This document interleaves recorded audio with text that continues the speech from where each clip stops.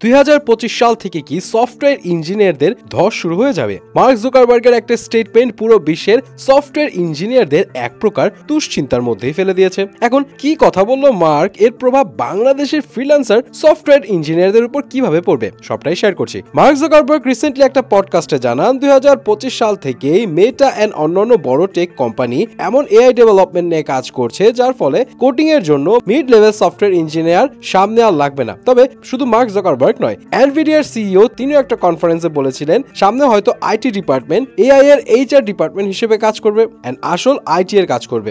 IT department of every company is going to be the HR department of AI agents in the future.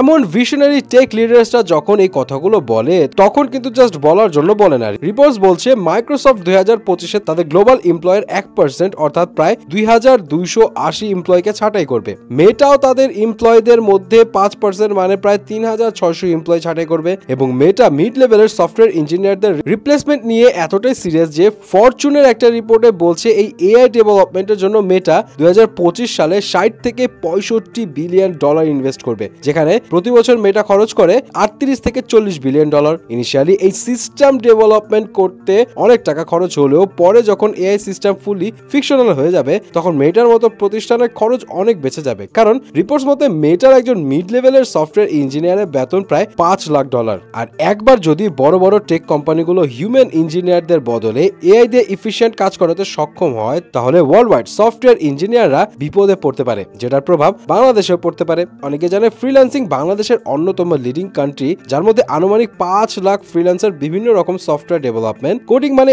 Entry level থেকে mid লেভেলের software engineer type কাজ করে থাকে। So সামনে AI যদি mid লেভেলের ইঞ্জিনিয়ারদের জায়গা খেয়ে দেয় তাহলে এই বিশাল মার্কেট বাংলাদেশের ফ্রিল্যান্সাররা কিন্তু হারাতে পারে। এখন এই প্রেডিকশন আসলে সত্য হবে কিনা সেটা তো ভবিষ্যৎ বলে দিবে। তবে দিন দিন এআই এর যেরকম ডেভেলপমেন্ট আসছে তাতে করে এমনটা ঘটে যাওয়া অবাস্তব কিছু না। এখন যারা এখন থেকে এআই ড্রাইভেন টুলসে নিজেকে অভ্যস্ত করছে, অ্যাক্টিভলি এআই ইউজ করছে কিংবা নিজের স্কিল এআই তে বাড়াচ্ছে, হয়তো তারাই শেষমেশ সাস্টেইন করতে পারবে।